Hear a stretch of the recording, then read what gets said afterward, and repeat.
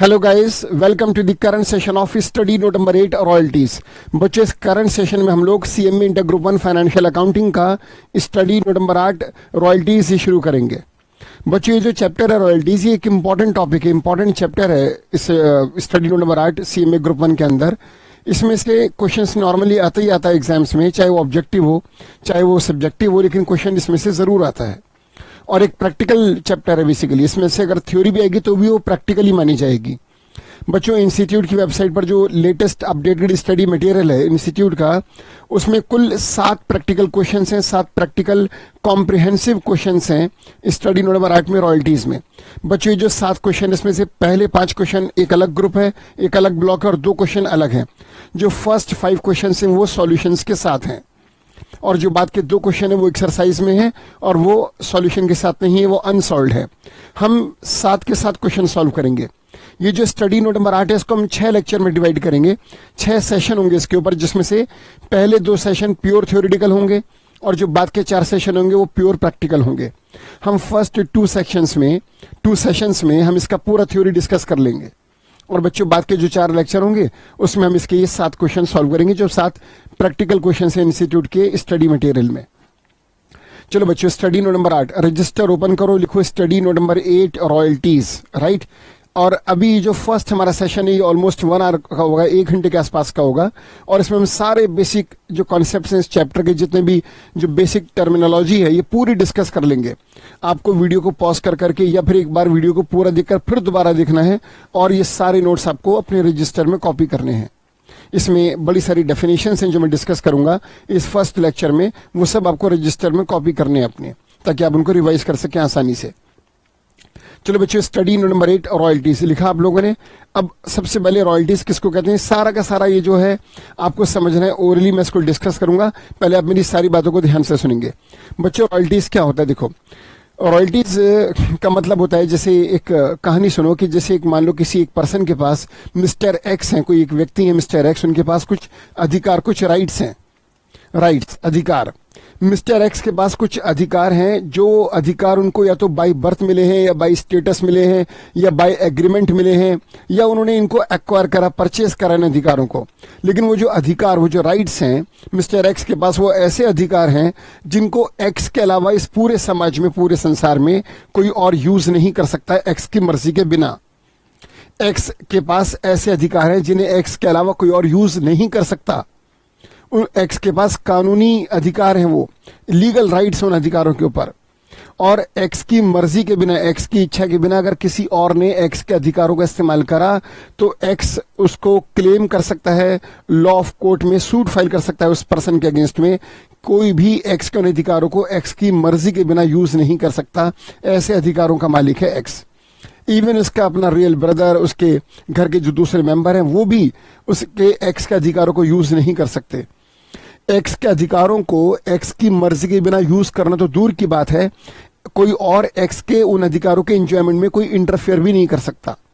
जब ऐसे अधिकार एक्स के पास हैं जिनको एक्स के अलावा कोई और यूज कर ही नहीं सकता, अगर ऐसे अधिकारों को एक्स अपनी मर्जी से, अपनी इच्छा से एक रिटर्न एग्रीमेंट के थ्रू किसी और पर्सन को यूज करने के लिए दे दे। फॉर एग्जाम्पल, एक्स ने अपने राइट्स एक रिटर्न एग्रीमेंट के थ्रू वाई को दे दिए यूज करने के लिए, तो अब एक्स के अधिकार कौन यूज करेगा? वाई।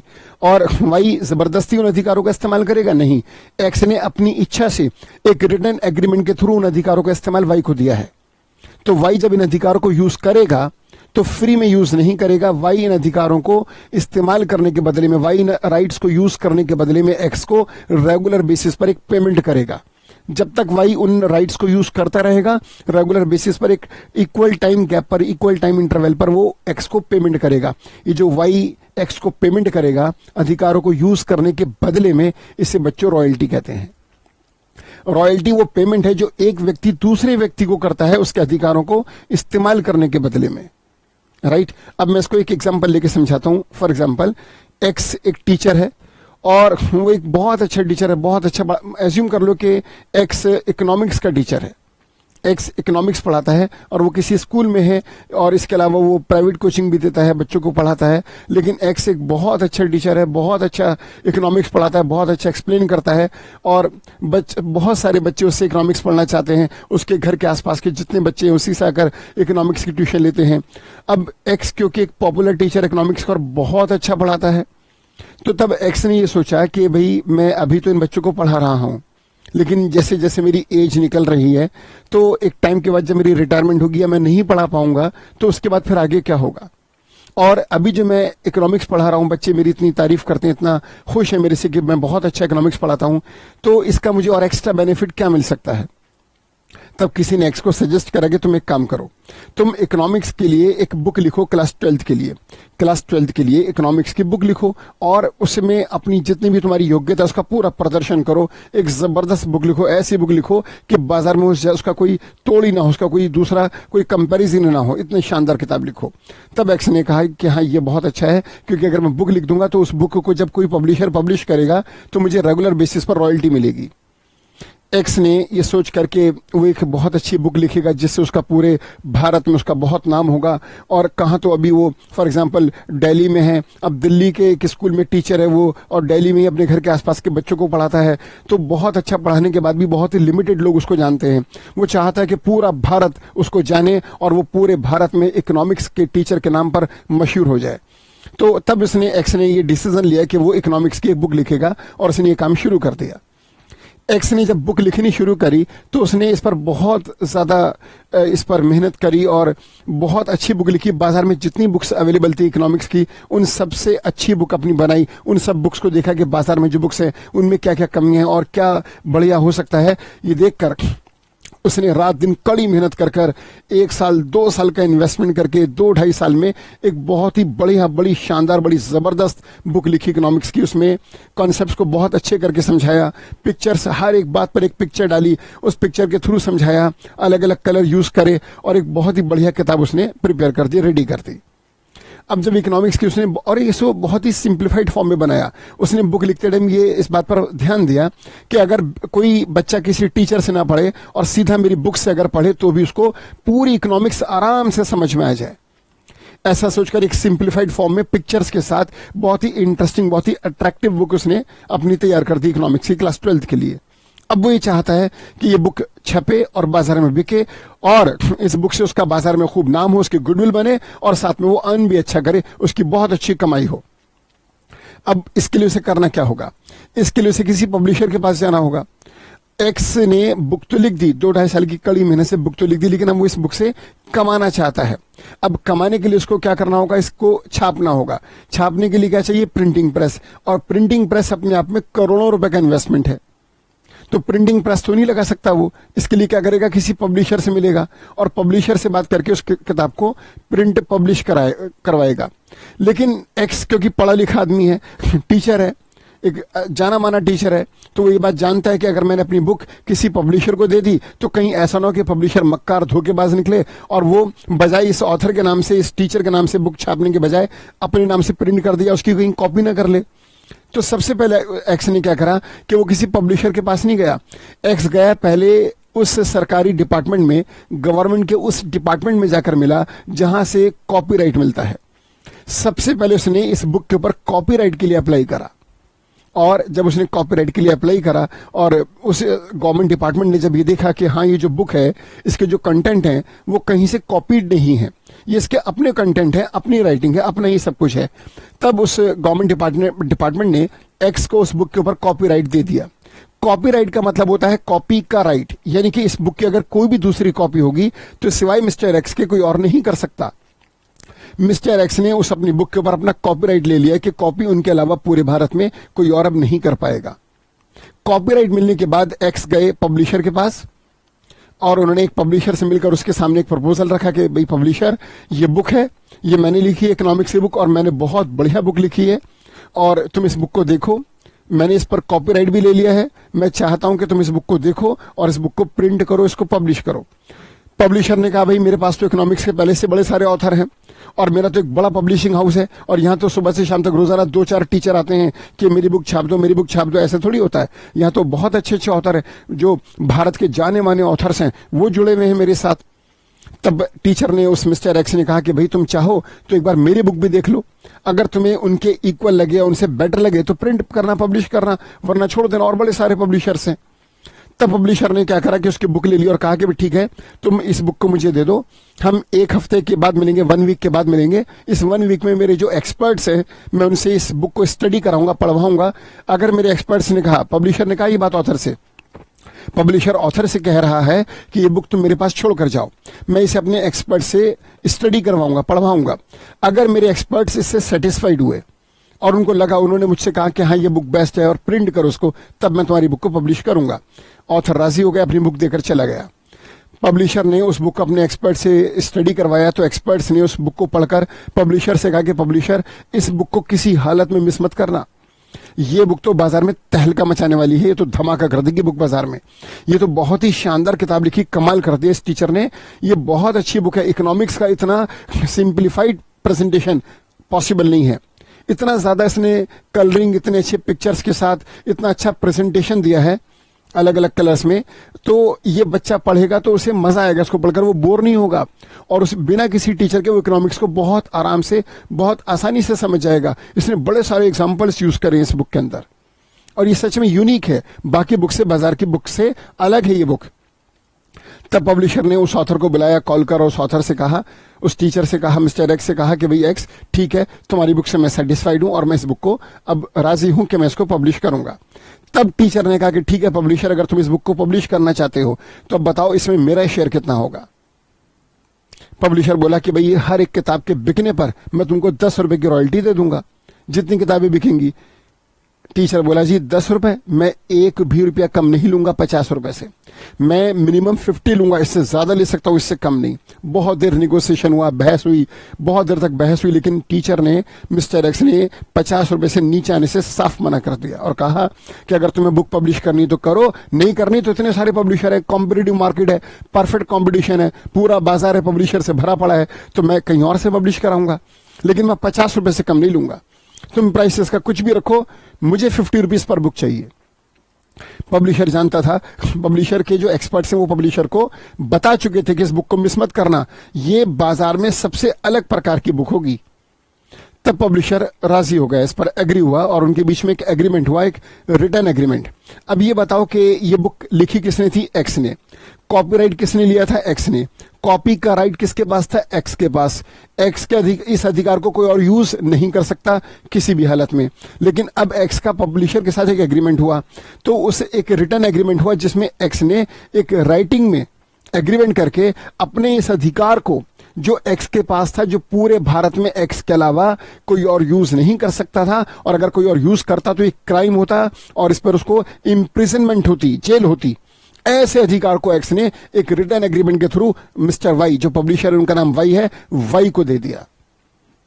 जब रिटर्न एग्रीमेंट के थ्रू एक्स ने अपना अधिकार वाई को ट्रांसफर करा, तो ये तो एक लीगल एग्रीमेंट है, ये तो कॉन्ट्रैक्ट है। अब क्या हुआ? अब इस एग्रीमेंट में लिखा गया कि भाई ये अधिकार जो एक्स का था कॉपीराइट का, ये एक्स ने वाई को दिया और बदले में एक्स वाई से रॉयल्टी चार्ज करेगा। अब रॉयल्टी क्या है? हर एक बुक के बिकने पर 50 रुपए।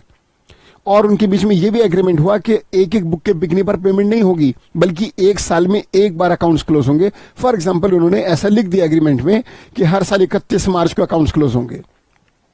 1 साल में 365 दिन में जितनी भी बुक्स बिकेंगी, 31 मार्च को जब अकाउंट्स क्लोज होंगे, तो 1 अप्रैल की सुबह से लेकर 31 मार्च की शाम तक पूरे 365 दिन में जितनी भी बुक्स बिकी होंगी, उन बिकी हुई बुक्स को 50 रुपीज से मल्टीप्लाई किया जाएगा, और मल्टीप्लाई करने के बाद जो अमाउंट आएगा, this is called actual royalty. ये अमाउंट वाई एक्स को पे करेगा। राइट बच्चों, तो एक्स ने अपना अधिकार बुक को प्रिंट करने का, बुक को कॉपी करने का अधिकार एक्स ने किसको दिया? वाई को। वाई बदले में क्या पे करेगा? रॉयल्टी। और वो किस पर आधारित है? सेल्स के ऊपर। 1 साल में अगर मान लो 1000 किताबें बिकी, तो 1000 किताबें इंटू 50 रुपए पर बुक, 1000 इंटू 50,000 50,000 की रॉयल्टी वाई एक्स को पे करेगा। और ये उन्होंने आपस में एग्रीमेंट कर लिया। वो चाहें तो हर महीने भी अकाउंट्स क्लोज कर सकते हैं, क्वार्टरली, हाफ ईयरली, और ईयरली, तो उन्होंने ये डिसाइड करा, ये मैं एसम्पशन लेके चल रहा हूं कि ये डिसाइड करा कि एक साल में एक बार अकाउंट्स क्लोज होंगे, हर साल 31 मार्च को पूरे साल में जितनी बुक्स बिकी होंगी उसको 50 रुपीज से मल्टीप्लाई कर जो अमाउंट आएगा रॉयल्टी का वो वाई एक्स को पे कर देगा। राइट बच्चों, इसे कहते हैं रॉयल्टी। तो रॉयल्टी वो पेमेंट है जो एक व्यक्ति दूसरे व्यक्ति को करता है उसके अधिकारों को इस्तेमाल करने के बदले में। और बच्चों सुनो, जो रॉयल्टी पे करता है उसे हम कहते हैं लेसी, और जो रॉयल्टी रिसीव करता है, जो अधिकारों का मालिक है, उसे हम कहते हैं लेसर या फिर लैंडलॉर्ड। यहां पर लैंडलॉर्ड का मतलब जमीन के मालिक से नहीं है, यहां लैंड का मतलब जमीन नहीं है, लैंड का मतलब यहां पर अधिकार है।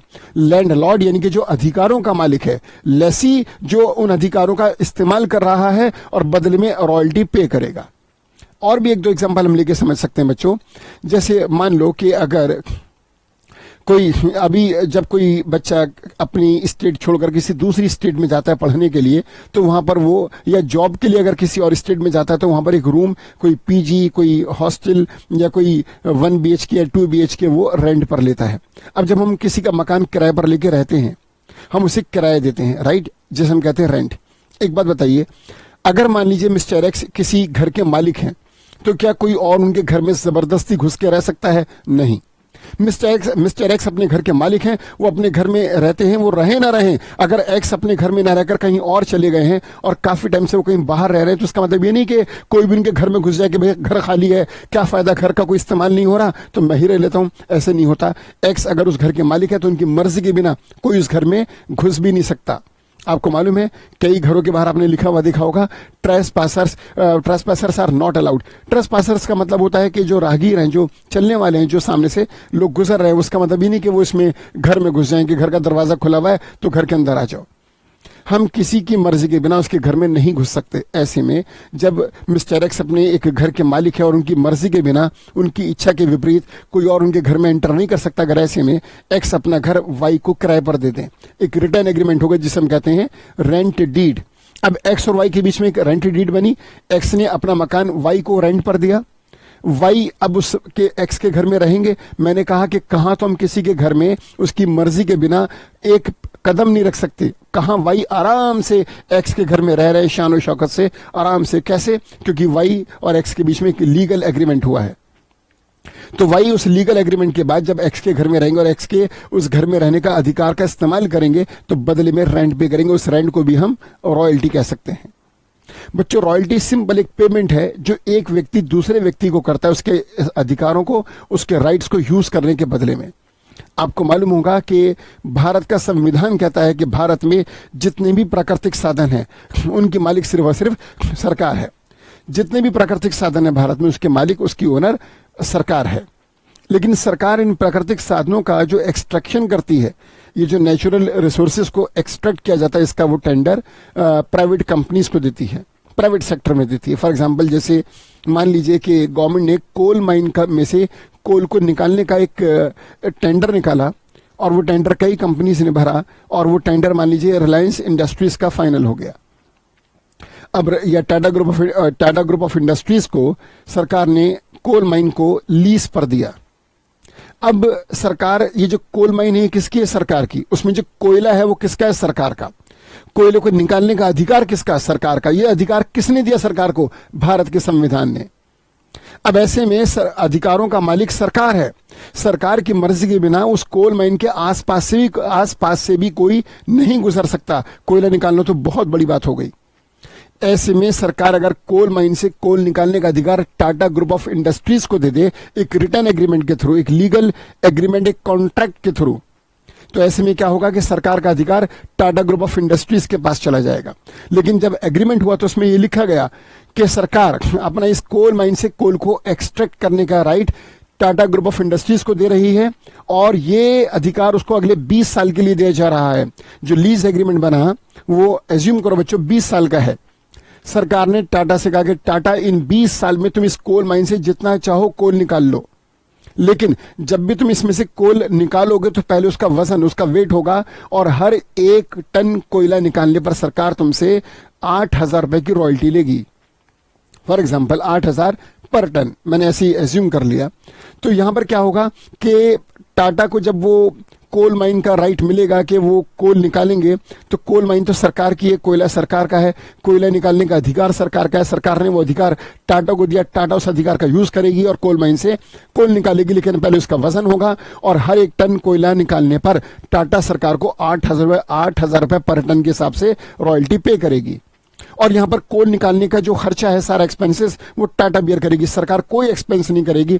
सरकार ने बस अपने अधिकार का ट्रांसफर करा है, उस अधिकार के बदले में सरकार रॉयल्टी चार्ज करेगी टाटा से, और वो फॉर एग्जांपल 8,000 पर टन है। जितना भी कोल निकाला जाएगा उसका वेट होगा, और एक साल में अगर एक बार अकाउंट्स क्लोज हो रहे हैं तो पूरे साल में जितना भी कोल निकालेंगे उस कोल को टन में करके क्वांटिटी टन में लेकर उसको 8,000 से मल्टीप्लाई करके जो अमाउंट आएगा वो अमाउंट एक्चुअल रॉयल्टी होगी, और वो अमाउंट टाटा सरकार को पे करेगी। तो बच्चों, इन सभी एग्जाम्पल से ये बात बिल्कुल क्लियर है कि जब एक व्यक्ति अपने अधिकार किसी और व्यक्ति को देता है, या एक पर्सन अपने राइट्स किसी और पर्सन को देता है यूज करने के लिए, तो फ्री में नहीं देता, उससे बदले में कुछ चार्ज करता है। वो जो बदले में चार्ज करता है उसे रॉयल्टी कहते हैं। एक बात इसमें और ऐड कर लो कि रॉयल्टी का देना और रॉयल्टी का लेना दोनों ही रेवेन्यू नेचर के होते हैं बच्चों। जो रॉयल्टी पे करता है वो लेसी, और जो रॉयल्टी रिसीव करता है, जो अधिकारों का मालिक है, वो लैंडलॉर्ड या फिर लेसर। लैंडलॉर्ड जब रॉयल्टी रिसीव करता है तो वो इसको अपनी रेवेन्यू रिसीट्स मानकर इनकम मानता है और अपने P&L अकाउंट को क्रेडिट करता है, और जो रॉयल्टी देता है वो है लेसी, और लेसी के लिए ये रॉयल्टी रेवेन्यू एक्सपेंडिचर है। इस पूरे चैप्टर का रॉयल्टीज का बैलेंस शीट से कोई लेना देना नहीं है। ये पूरा का पूरा जो चैप्टर है, जो स्टडी नोट नंबर 8 है, ये रेवेन्यू आइटम में डील करता है, ये रेवेन्यू आइटम्स में डील करता है। जैसे मैंने कहा, जो रॉयल्टी दे रहा है लेसी, जो अधिकारों का यूज करता है, उसके लिए रॉयल्टी का देना एक रेवेन्यू एक्सपेंडिचर है, और लैंडलॉर्ड जो रॉयल्टी रिसीव करता है उसके लिए एक रेवेन्यू रिसीट्स है। देने वाला इसे P&L के डेबिट में शो करेगा, और लेने वाला इसको P&L के क्रेडिट साइड में शो करेगा। राइट बच्चों, चलो अब थोड़ा सा इस पे लिखना शुरू करो। आपने रजिस्टर में लिखा royalties study note number 8, right.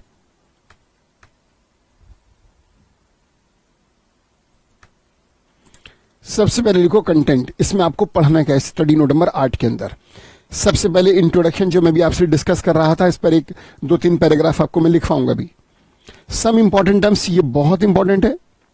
ये जो टर्म्स हैं जो इस चैप्टर में यूज होंगी वो 10 या 11 हैं। इन टर्म्स को डिस्कस करना ही हमारी इस क्लास का फोकस है। इस लेक्चर में हम इन्हीं इंपॉर्टेंट टर्म्स को डिस्कस करेंगे, और इन्हीं टर्म्स के आधार पे तुम प्रैक्टिकल क्वेश्चंस को सॉल्व कर पाओगे आगे। Third, channel entries in the books of lessee. Lessee कौन? जो अधिकारों को यूज करता है। And in the books of landlord, जो अधिकारों का मालिक है। बच्चों, इन दोनों की बुक्स में एंट्रीज पास करना, इतिहास गवाह है इस बात का, हिस्ट्री विटनेस है इस बात की कि आज तक एग्जाम्स में जर्नल एंट्रीज नहीं आई। तब भी हम डिटेल में इसको डिस्कस करेंगे, बल्कि पूरा एक लेक्चर इसको हम डेडिकेट करेंगे एंट्रीज को, ताकि हमारा ये चैप्टर बेसिकली उसका जो बेस है वो बहुत स्ट्रांग हो जाए। लेकिन ये बात हमको मालूम है कि एग्जाम्स में नहीं आई, और नहीं लगता कि एग्जाम्स में आएंगी। अगर एग्जाम्स में डिस्क्रिप्टिव क्वेश्चन आता है तो इसमें से लेजर अकाउंट्स आएंगे। ऑब्जेक्टिव अगर क्वेश्चन आता है तो MCQs या फिर फिल इन द ब्लैंक्स या ट्रू फॉल्स आ सकता है। राइट बच्चों, ये जो एंट्रीज हैं हम इसलिए डिस्कस करेंगे कि एक तो ये सबसे इंपॉर्टेंट कि भाई इससे हमारा बेस स्ट्रांग होगा, लेकिन उससे भी ज्यादा इंपॉर्टेंट जो इंस्टीट्यूट की वेबसाइट पर जो इंस्टीट्यूट का स्टडी मटेरियल है उसके अंदर सारी एंट्रीज गिवन है सारे केसेस में। जब इंस्टीट्यूट ने अपने स्टडी मटेरियल में इन एंट्रीज को डिटेल में डिस्कस करा तो हम क्यों नहीं करेंगे, हम भी करेंगे। तो ये हमारा थर्ड पॉइंट है। फोर्थ, एंट्रीज डिस्कस करने के बाद आप जानते हैं एंट्रीज के बाद अगला स्टेप क्या होता है? Ledger accounts. हमारे एग्जाम्स में अगर डिस्क्रिप्टिव क्वेश्चन है तो वो लेजर अकाउंट्स है। राइट लेजर अकाउंट्स किसके? इन दोनों की बुक्स में, इन द बुक्स ऑफ लेसी जो अधिकारों को यूज करता है, and in the books of landlord जो अधिकारों का मालिक है। Number 5, comprehensive practical problems and solutions. ये 7 प्रैक्टिकल प्रॉब्लम्स हैं। पहले 5 क्वेश्चन सॉल्यूशंस के साथ हैं और बाद के 2 क्वेश्चन अनसॉल्व्ड हैं। ये 7 क्वेश्चन हम अगले जो हमारे 2 लेक्चर के बाद जो तीसरा, चौथा, 5वां और छठा जो बाद के 4 लेक्चर होंगे उसमें हम इन 7 क्वेश्चंस को सॉल्व करेंगे। चलिए जी, सबसे पहले आता है जी इंट्रोडक्शन। अभी हमने कंटेंट्स में पढ़ा नंबर 1 इंट्रोडक्शन। इंट्रोडक्शन में हम ये बताएंगे इस चैप्टर का आधार क्या है, वो मैं आपको बता चुका हूं। इस चैप्टर का आधार है कि एक पर्सन अपने अधिकार यूज करने के लिए किसी दूसरे पर्सन को देता है। वो अधिकार उसको या तो बाय बर्थ मिले हैं, या बाय स्टेटस मिले हैं, या बाय एग्रीमेंट मिले हैं, या उसने उनको परचेस करा, एक्वायर करा है। जब वो अपने उन अधिकारों को यूज करने के लिए किसी और पर्सन को देगा तो उस दूसरे पर्सन से बदले में वो रॉयल्टी चार्ज करेगा, अधिकारों को इस्तेमाल करने के बदले में। In this topic we will discuss the situation. अब इस टॉपिक में हम एक सिचुएशन को डिस्कस करेंगे। वो सिचुएशन क्या है? वो है व्हेन द ओनर, जिसको हम कहते हैं लैंडलॉर्ड, जो ओनर है, जो मालिक है, जिसे हम लैंडलॉर्ड कहते हैं। किसका मालिक है वो? एक एसेट्स का। और वो एसेट्स क्या है? नॉर्मली वो एसेट्स है अधिकार, राइट्स। व्हेन द ओनर, जिसे हम लैंडलॉर्ड कहते हैं, called landlord of an asset means rights as a business arrangement, एक बिजनेस अरेंजमेंट, एक लीगल कॉन्ट्रैक्ट के थ्रू में अलाउ, वो अलाउ कर सकता है अदर पार्टी, किसी और पर्सन को, जिसे हम कहते हैं लेसी, लाइसेंसी, पब्लिशर एक्सेट्रा। क्या अलाउ कर सकता है? द राइट टू यूज, इस्तेमाल करने का अधिकार, दैट एसेट्स, अपनी उस एसेट्स को, अपने उन अधिकारों को, अगेंस्ट, किसके अगेंस्ट में? सम कंसीडरेशन, कुछ पैसों के बदले में। वो कंसीडरेशन ही बेसिकली रॉयल्टी है। In this topic we will discuss the situation when the owner of an asset may allow or allows the other party the right to use that assets in against of some consideration। इस topic में हम discuss करते हैं जब एक व्यक्ति अपने अधिकारों को किसी और को यूज करने के लिए देता है, अपनी एसेट्स को किसी और को यूज करने के लिए देता है कुछ पैसों के बदले में। तो हम ये कहते हैं कि ये जो टॉपिक है बेसिकली ये डिस्कस हुआ है रॉयल्टीज के चैप्टर में। सच कंसिडरेशन इज कैलकुलेटेड विद, ये जो कंसीडरेशन है, ये जो पैसा है, जैसे मैंने भी एग्जांपल लिया था कि जब ऑथर ने अपनी बुक पब्लिशर को दी तो पब्लिशर ने कहा कि एक साल में जितनी बुक्स बिकेंगी उनको मैं 50 रुपए से मल्टीप्लाई कर जो अमाउंट बनेगा वो तुम्हें बतौर रॉयल्टी के दूंगा। यहां पर एक बात और पॉसिबल थी। अब अगर मान लो पब्लिशर ऑथर को हर एक किताब के बिकने पर रॉयल्टी देता है तो ये रॉयल्टी बेस्ड ऑन सेल्स है। एक और होता है बच्चों रॉयल्टी बेस्ड ऑन प्रोडक्शन। उसमें क्या होता है, अगर मान लो एग्रीमेंट में ये लिखा जाता है कि बुक बिके ना बिके, इससे क्या होता है, बुक के छपते ही रॉयल्टी पे करनी होगी। हम ये नहीं देखेंगे कि एक साल में कितनी बुक्स बिकी, हम देखेंगे छपी कितनी, यानी कि प्रोडक्शन कितनी बुक्स का हुआ। अगर बुक के छपने पर 50 रुपए पर बुक रॉयल्टी पे होती है तो इसे हम कहते हैं रॉयल्टी बेस्ड ऑन प्रोडक्शन। तो बच्चों यहां पर दो हैं, royalty based on production, royalty based on sales. तो जब भी रॉयल्टी के अमाउंट की कैलकुलेशन होगी, जब भी कंसीडरेशन का अमाउंट का कैलकुलेशन होगा तो वो विद रेफरेंस टू प्रोडक्शन और सेल्स, या तो यूनिट्स प्रोड्यूस पर होगा कि कितने यूनिट्स प्रोड्यूस हुए उसको मल्टीप्लाई किया जाएगा पर यूनिट रॉयल्टी से, या फिर बेस्ड ऑन सेल्स कि कितने यूनिट्स बिके और उसे मल्टीप्लाई किया जाएगा पर यूनिट रॉयल्टी से। देखिएगा सच कंसीडरेशन, ये जो कैलकुलेशन होगा रॉयल्टी का, is calculated with reference to, इसको किसके रेफरेंस में कैलकुलेट किया जाएगा?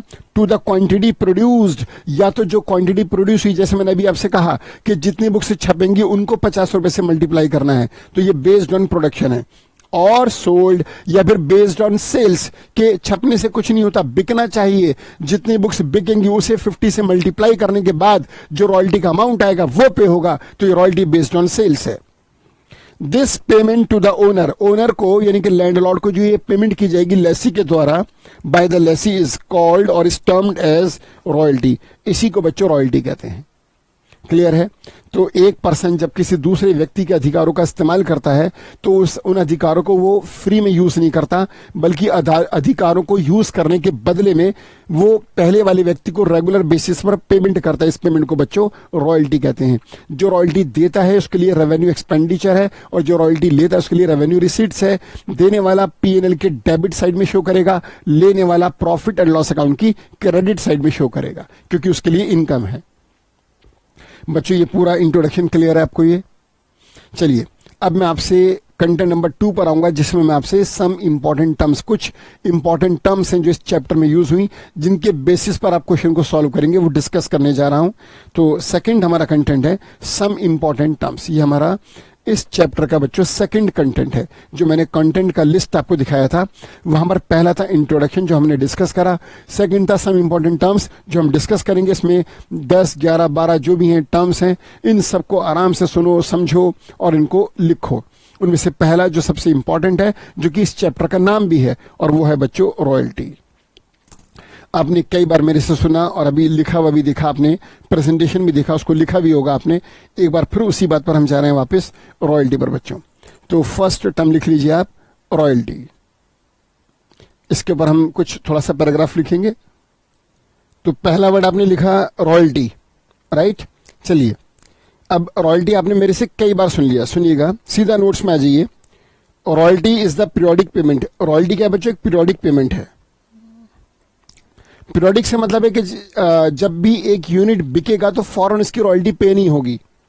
ऐसा नहीं है कि पब्लिशर ने एक किताब बेची, ये लो भी 50 रुपए, फिर एक और बुक बेची, ये लो भी 50 रुपए, फिर 4 किताबें बेची, लो भी 200 रुपए, ऐसे नहीं होगा।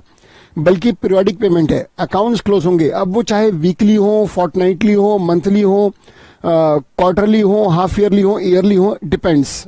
ये तो उनके अपने म्यूचुअल एग्रीमेंट पे डिपेंड करेगा। लेकिन एक पीरियोडिक पेमेंट है जो इक्वल टाइम इंटरवल के ऊपर पे होगी, लेसी के द्वारा लेसर को। इन द नेचर ऑफ रेंट, ये एक रेंट, ये किराया है बेसिकली, कि हम एक मिस्टर ए मिस्टर बी के अधिकारों को इस्तेमाल करके उनको किराया दे रहे हैं। तो यहां पर रेंट हम इसे कह सकते हैं रॉयल्टी या रेंट, राइट। लेकिन प्रॉपर वर्ड रॉयल्टी है। Based on sales or production, ये आधारित हो सकती है प्रोडक्शन पर भी और सेल्स पर भी। जैसे मैंने आपसे कहा कि पूरे साल में जितनी बुक्स बिकेंगी उनसे मल्टीप्लाई किया जाएगा 50 रुपए का, तो ये रॉयल्टी बेस्ड ऑन सेल्स है। अगर ये कहा जाए कि पूरे साल में जितनी बुक्स प्रिंट होंगी, पब्लिश होंगी, प्रोड्यूस होंगी, उस पर रॉयल्टी पे होगी, उसे मल्टीप्लाई किया जाएगा 50 रुपीज पर बुक से, तो ये रॉयल्टी बेस्ड ऑन प्रोडक्शन है बच्चों। Royalty is the periodic payment in the nature of rent based on sales or production made by one person called lessee or tenant. ये एक व्यक्ति पे करेगा जिसे हम लेसी या टेनेंट कहते हैं, किराएदार, टू अनदर पर्सन, दूसरे व्यक्ति को, कॉल्ड जिसे हम लेसर कहते हैं या फिर लैंडलॉर्ड कहते हैं। और ये पेमेंट क्यों करेगा लेसी लेसर को? फॉर यूजिंग सर्टेन राइट्स, अधिकारों को इस्तेमाल करने के बदले में, और एसेट या उसकी एसेट्स को यूज करने के बदले में। विच बिलोंग्स, और वो एसेट्स, वो अधिकार किससे बिलोंग करते हैं? टू दी लेटर, बाद वाले से। बाद में किसका नाम लिया था हमने? लैंडलॉर्ड का। तो अधिकार किससे बिलोंग करते हैं बच्चों? लैंडलॉर्ड से, that is landlord. For a certain, और बदले में क्या चार्ज होगा? फॉर, और ये अधिकार जिंदगी भर के लिए होंगे? नहीं, एक लिमिटेड पीरियड होगा। For a certain period of time. जब आप कोई मकान किराए पर लेते हैं तो वहां पर भी जो एग्रीमेंट बनता है वो नॉर्मली 11 महीनों का होता है। अब वो 11 महीनों का हो, 1 साल का हो, 5 साल का हो, 10 साल का हो, लेकिन एक लिमिट पक्का होती है। ऐसा नहीं होता कि भाई ये मैंने मकान तुमको किराए पर दिया लाइफ टाइम के लिए, चलो बनाओ एग्रीमेंट, उसमें हम ये लिखेंगे कि this is for life time. ऐसा कोई एग्रीमेंट नहीं होता। एग्रीमेंट में एक समय सीमा होती है। तो यहां पर भी जो लीज एग्रीमेंट है, जो रेंट एग्रीमेंट है, वो एक समय सीमा के अंदर है। उस समय सीमा में जब भी एक्स के अधिकारों का इस्तेमाल वाई करेगा उस पीरियड के अंदर, तो रेगुलर बेसिस पर एक पीरियोडिक पेमेंट करता रहेगा वाई एक्स को, और इसी को बच्चों रॉयल्टी कहते हैं। For example when a publisher publishes a book, जब एक पब्लिशर किताब छापता है, ही मेक्स अ पेमेंट, तो वो पेमेंट करता है किसको? टू दी ऑथर, ऑथर को, sorry, to the author, which is based on the number of copies sold, known as royalty. जब भी ऑथर, जब भी पब्लिशर किसी ऑथर की बुक को प्रिंट पब्लिश करता है तो वो ऑथर को एक रेगुलर बेसिस पर पेमेंट करता है बुक्स के बिकने पर या उसके प्रोड्यूस होने पर। इसे हम रॉयल्टी कहते हैं बच्चों। तो ये सब कुछ मैं आपसे डिस्कस कर चुका हूं और अब इसको आप कॉपी कर लीजिए। इसके बाद एसेंशियल्स ऑफ रॉयल्टी। रॉयल्टी के अंदर आवश्यक तत्व क्या क्या हैं? Number 1, it is in the terms of money. Royalty money की टर्म्स में होती है। Second, it is in the nature of revenue, ये एक रेवेन्यू आइटम है। रॉयल्टी किस में बच्चों? मनी में, यानी कि पैसे का लेन देन होगा इसके अंदर। और इसका नेचर कैसा है? रेवेन्यू, यानी कि ये प्रॉफिट एंड लॉस में हम इसको शो करेंगे। Third, it is the payment, ये एक पेमेंट है मेड बाय वन पर्सन, जो एक व्यक्ति करता है, टू अनदर पर्सन, दूसरे व्यक्ति को, in against the use of certain rights or assets belongs to that another person. ये मैंने अभी डिस्कस भी करा था कि ये एक पेमेंट है जो एक व्यक्ति करता है दूसरे व्यक्ति को उसके अधिकारों को इस्तेमाल करने के बदले में, right. Fourth, it may be based on the number of units produced or on the number of units sold. एक ही बात हम बार बार डिस्कस कर रहे हैं कि रॉयल्टी बेस्ड ऑन प्रोडक्शन भी हो सकती है और बेस्ड ऑन सेल्स भी।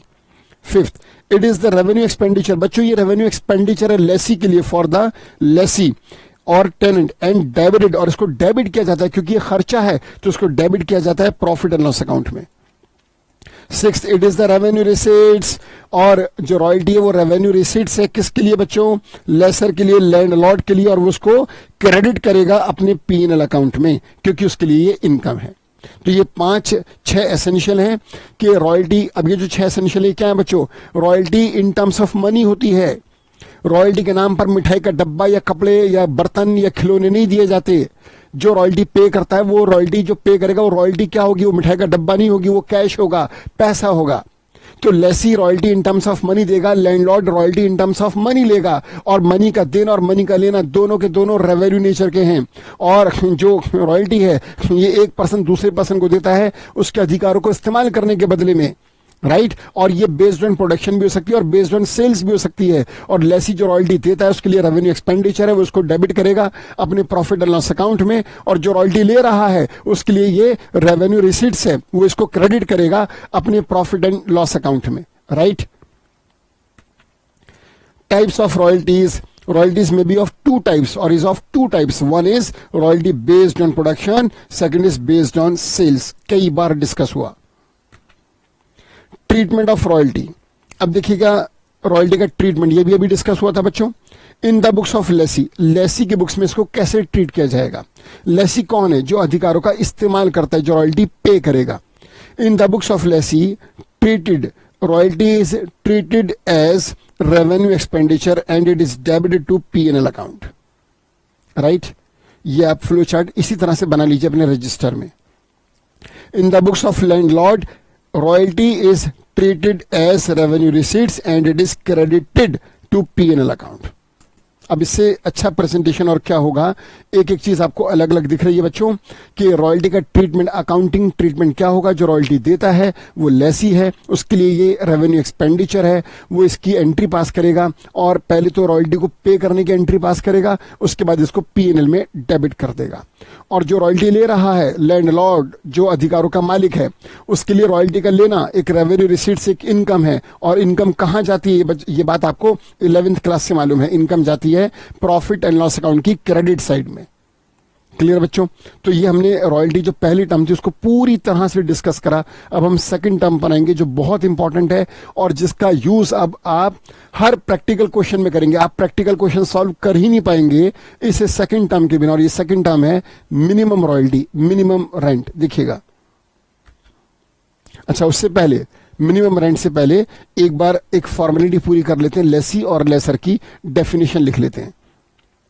The person who makes the payment, वो व्यक्ति जो पेमेंट करता है बतौर रॉयल्टी, एज रॉयल्टी, बतौर रॉयल्टी के टू अनदर पर्सन, दूसरे व्यक्ति को, इज कॉल्ड, उसके 4 नाम हैं, लेसी, टेनेंट, टेनेंट के बाद लाइसेंसी और पब्लिशर। पब्लिशर ही तो ऑथर को रॉयल्टी पे करता है बच्चों। तो जो रॉयल्टी पे करता है वो किसी भी नाम से एग्जाम्स में या क्वेश्चन में आ सकता है। Tenant, publisher, license, tenant, licensee, publisher और लेसी। इसी तरह से lessor, the person who receives the payment as royalty, वो व्यक्ति जो रॉयल्टी रिसीव करता है दूसरे किसी और व्यक्ति से, वो कहलाता है या तो लैंडलॉर्ड या लेसर या लाइसेंसर या फिर ऑथर। लेसी के अपोजिट लेसर, टेनेंट के अपोजिट, सॉरी लेसी के अपोजिट लेसर और टेनेंट के अपोजिट लैंडलॉर्ड, लाइसेंसी के लिए लाइसेंसर और पब्लिशर के लिए ऑथर। ठीक है बच्चों। तो रॉयल्टी देने वाले का नाम क्या है? लेसी, लाइसेंसी, पब्लिशर, टेनेंट। रॉयल्टी लेने वाले का नाम लैंडलॉर्ड, लेसर, लाइसेंसर, ऑथर। अब आ जाइए अगली डेफिनेशन पर। Minimum royalty, it is very important. इसके बिना तो क्वेश्चन सॉल्व ही नहीं हो पाएगा बच्चों। मोस्ट इंपॉर्टेंट मिनिमम रॉयल्टी, इसे बहुत ध्यान से सुनिए और समझिए। मिनिमम रॉयल्टी क्या होती है? इसके 3-4 नाम है। Minimum royalty, minimum rent, dead rent, rock rent, ये सब इसके नाम हैं। देखिए, जब ऑथर ने अपनी किताब, वही पुराने वाले एग्जाम्पल पर वापस आओ, जब ऑथर ने अपनी बुक पब्लिशर को दी और पब्लिशर और ऑथर के बीच में ये एग्रीमेंट हुआ कि भाई 1 अप्रैल की सुबह से लेकर 31 मार्च की शाम तक पूरे साल में जितनी भी बुक्स बिकेंगी उन्हें 50 रुपए पर बुक से मल्टीप्लाई करके, क्योंकि एक बुक के बिकने पर जो रॉयल्टी है वो 50 रुपीज है, एज्यूम कर लो बच्चों, ये 50 रुपीज पर बुक रॉयल्टी है। तो मैं अभी बहुत आगे तक डिस्कस करूंगा, जो मेरा अगला लेक्चर होगा वो भी इसी एग्जाम्पल पर आधारित होगा पूरी तरह से बच्चों, इसलिए उसको ध्यान से सुनते रहो। कि जब ऑथर और पब्लिशर के बीच में एग्रीमेंट हुआ कि हर एक किताब के बिकने पर रॉयल्टी 50 रुपए होगी और पूरे साल में जितनी बुक्स बिकेंगी उनको 50 से मल्टीप्लाई कर जो भी अमाउंट आएगा रॉयल्टी का वो पब्लिशर ऑथर को पे करेगा। ये एग्रीमेंट हो गया। अब जब एग्रीमेंट हो गया तो पब्लिशर ने ऑथर से कहा, ऑथर चलो तुम खुश हो ना, तुम्हारे हिसाब से मैंने 50 रुपए मान लिए, चलो भाई बात खत्म हुई, अब तुम जाओ अपने घर। ऑथर कह रहा नहीं सर, मुझे एक बात और डिस्कस करनी थी। पब्लिशर कह रहा है क्या डिस्कस करना है? हो तो क्या सारा डिस्कशन, भाई तुमको ने मुझे अपनी बुक दे दी, अपना अधिकार तुमने मुझे दिया कि मैं उसकी कॉपी करूं और मैं बेचूं उसको, और मैंने तुम्हें ये कहा कि हर बुक के बिकने पर मैं तुम्हें 50 रुपए रॉयल्टी दूंगा। सारी बातें डिस्कस हो गई, खाना पीना भी हो गया, एग्रीमेंट भी हो गया, सुबह से शाम भी हो गई, अब चलो चलते हैं अपने अपने घर। ऑथर बोला सर एक दुविधा है, एक बात और डिस्कस करनी है, उसके बिना बात बनेगी नहीं। पब्लिशर बोला क्या बात है? ऑथर बोला सर ये बताइए, अगर मान लीजिए किसी साल ऐसा हुआ कि आपने मेरी पूरे साल में 100 ही किताबें बेची, 100 बुक्स बेची, तो 100 बुक्स इंटू 50 रुपए रॉयल्टी कितनी बनेगी? 5000।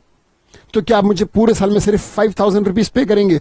पब्लिशर बोला भाई ये तो बहुत गलत बात तुमने डिस्कस कर ली, ये तो डिस्कशन का मैटर ही नहीं है।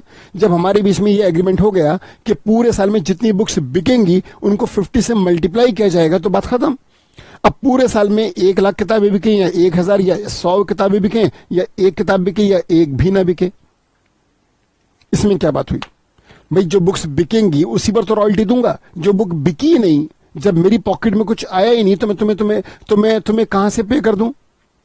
ऑथर बोला नहीं भाई ये बात तो समझ नहीं आ रही है, क्योंकि ऑथर बोला पब्लिशर सुनो, तुम्हारा अपना जो तुमने डिफेंड कर अपने आप को, जो तुमने लंबी चौड़ी कहानी सुनाई कि भाई जो बुक बिकेंगी 1 लाख, 1000, 100, 50, 100, 200, एक बुक या ना बिके, जो होगा देखा जाएगा। ऑथर बोला पब्लिशर ये तुमने अपने हिसाब से सुनाया है।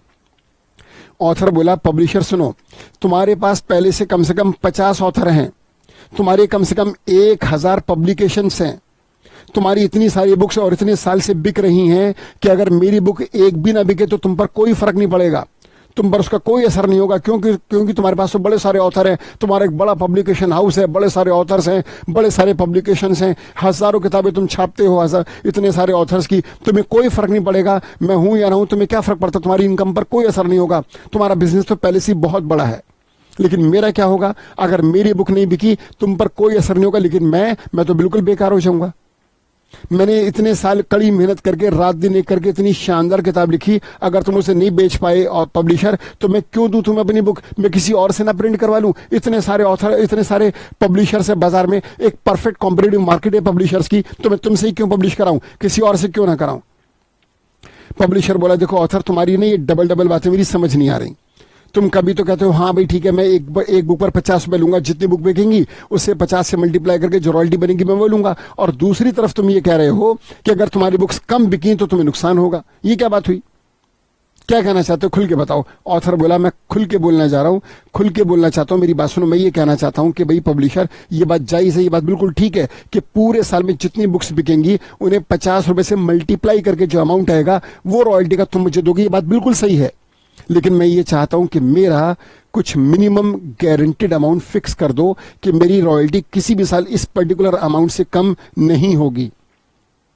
पब्लिशर बोला क्या कहना चाहते हो जरा दोबारा बोलो। ऑथर बोला मैं दोबारा तिबारा 100 बार बोलूंगा, वो ये कि मुझे मिनिमम रॉयल्टी की गारंटी चाहिए। मैं ये चाहता हूं कि मेरा कुछ मिनिमम अमाउंट फिक्स हो जाए, जिससे कम मुझे इस बात की एश्योरेंस हो कि मुझे इससे कम रॉयल्टी नहीं मिलेगी। जब ऑथर बिल्कुल रिजिड हो गया कि मुझे मिनिमम की गारंटी पक्का चाहिए, मेरा रॉयल्टी नहीं बनेगा, तब पब्लिशर ने ऑथर से कहा अच्छा कितना मिनिमम की गारंटी चाहिए तुम्हें, कितना तुम्हें लगता है कि मिनिमम तुमको मिलना ही चाहिए? ऑथर बोला 50,000 इन अ ईयर। मैं किसी भी साल 50,000 रुपए से कम नहीं लूंगा। बच्चों 50,000 रुपए मिनिमम रॉयल्टी की वो गारंटी मांग रहा है। ऑथर पब्लिशर से कह रहा है, सुनो पब्लिशर, अगर मेरी बुक्स इतनी ज्यादा बिकी कि उनकी रॉयल्टी 50,000 या उससे ज्यादा बनी तो मैं ज्यादा लूंगा। अगर मेरी एक्चुअल रॉयल्टी बनी 1 लाख रुपए तो मैं 1 लाख रुपए लूंगा।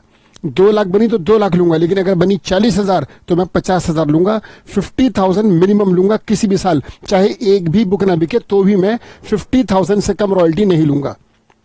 इसे कहते हैं बच्चों मिनिमम रॉयल्टी। इसके 4 नाम है जैसे मैंने आपको बताया, minimum royalty, minimum rent, dead rent, rock rent. Publisher बोला ये तो बहुत ज्यादा है। ऑथर बोला तो ठीक है, कोई बात नहीं, अगर तुम्हें ज्यादा लगता है तो कोई बात नहीं, मेरी बुक मुझे वापस करो, इतने सारे पब्लिशर्स हैं, किसी और से छपवा लूंगा। पब्लिशर जानता था कि किताब जबरदस्त है। ये पब्लिशर को मालूम था कि बुक बहुत ही जबरदस्त है, बहुत शानदार है और ये मार्केट में तहलका मचाएगी और खूब बिकेगी और पब्लिशर इससे खूब कमाने वाला है। उसे बात अच्छे से मालूम है, इसलिए वो नहीं चाहता कि ऑथर उसके पास से जाए। वो पब्लिशर ऑथर को समझा रहा है कि भाई 50,000 ज्यादा है, 20,000 कर लो, चलो 25 कर लो, चलो 30,000 कर लो मिनिमम।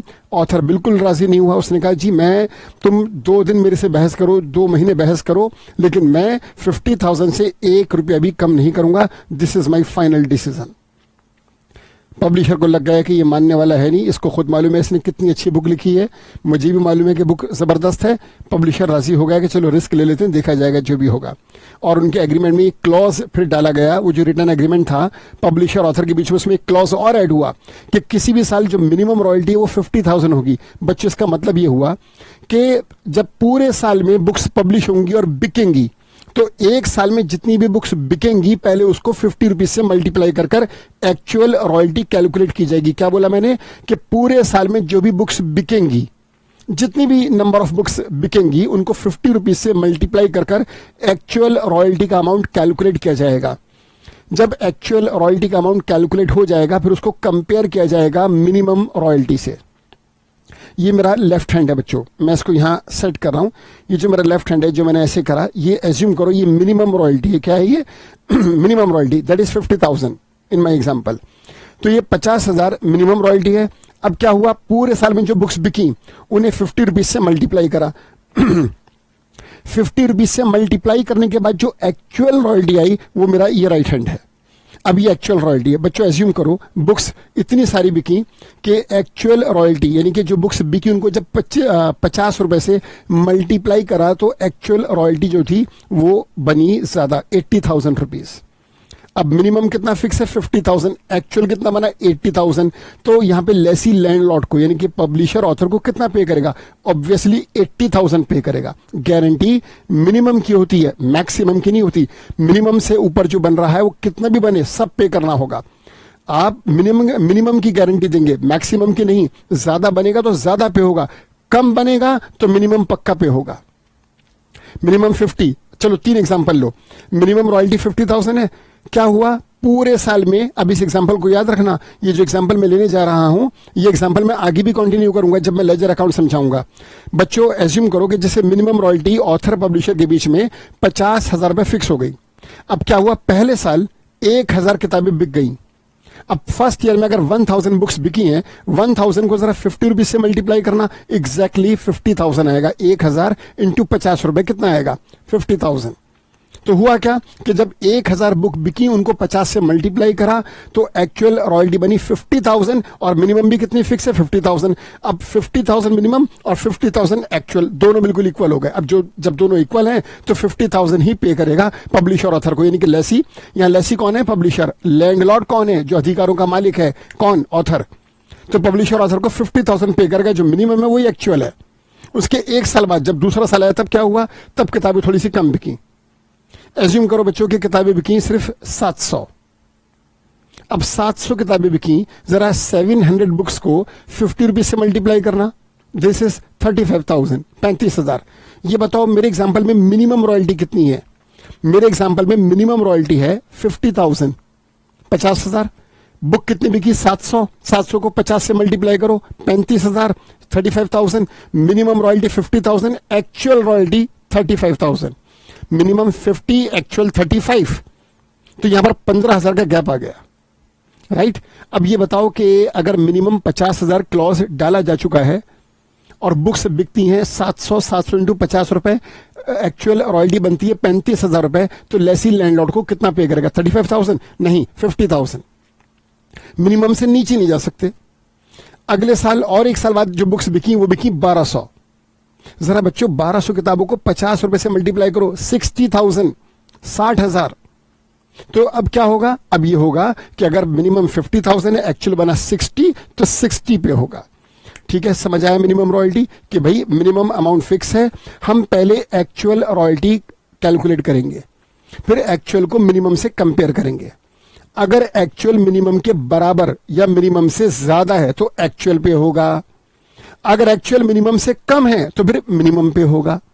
आया समझ में मिनिमम रॉयल्टी? जरा देखिएगा, minimum royalty is the minimum guaranteed amount which must be paid. ये क्या है बच्चों? मिनिमम रॉयल्टी क्या है बच्चों? मिनिमम रॉयल्टी जो है ये मिनिमम गारंटेड अमाउंट है जो पे किया जाएगा, विच मस्ट बी, हर हालत में पे किया जाएगा बाय द लेसी, लेसी के द्वारा। किसको? टू द लैंडलॉर्ड, मालिक को, अधिकारों के मालिक को। इन एन अकाउंटिंग ईयर, किसी भी एक साल में।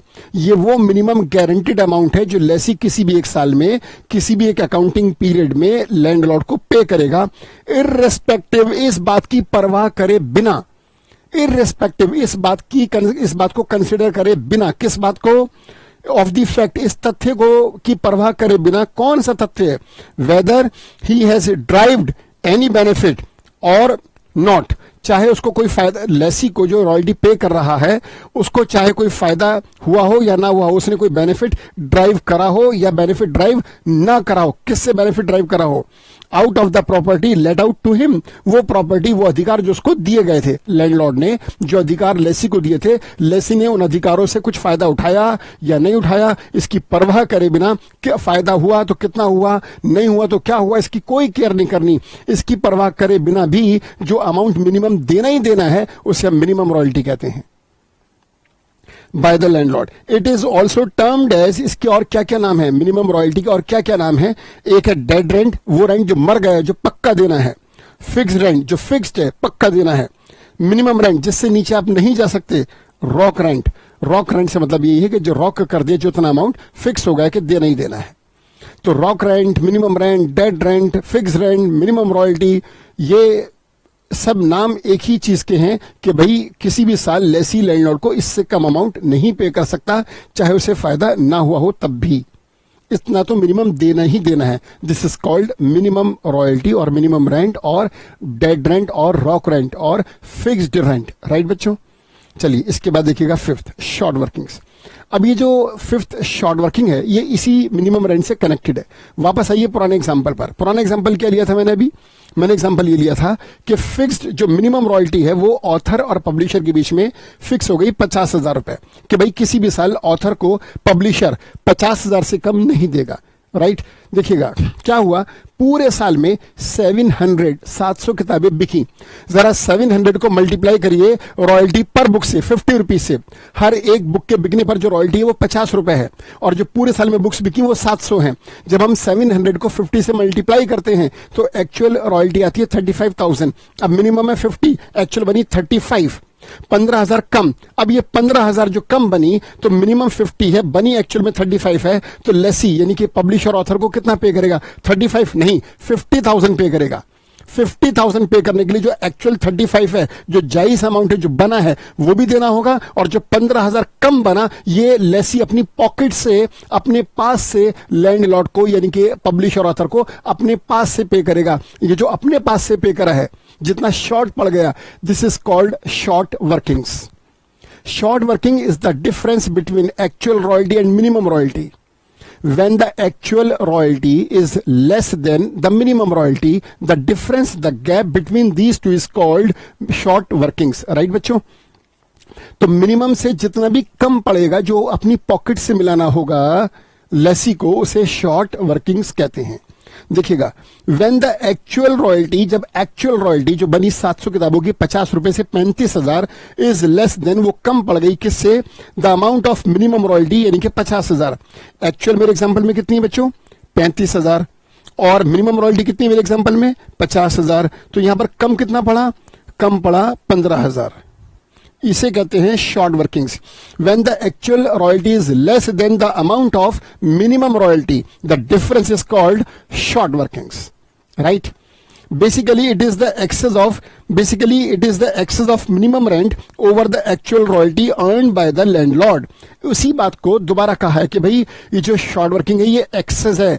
किसका एक्सेस है? मिनिमम रॉयल्टी का। किसके ऊपर? एक्चुअल के ऊपर। एक्चुअल 35 है, मिनिमम 50 है, तो मिनिमम जितनी ज्यादा है एक्चुअल से, यानी कि एक्चुअल 35 मिनिमम 50, तो एक्चुअल से मिनिमम कितनी ज्यादा है? 15,000। अब इसको चाहे मिनिमम से एक्चुअल नीचे की तरफ जाके देखो या एक्चुअल से मिनिमम ऊपर की तरफ जाके देखो, अल्टीमेटली मिनिमम रॉयल्टी ज्यादा है, एक्चुअल रॉयल्टी कम है, तो इन दोनों के बीच का जो गैप है इसे शॉर्ट वर्किंग्स कहते हैं।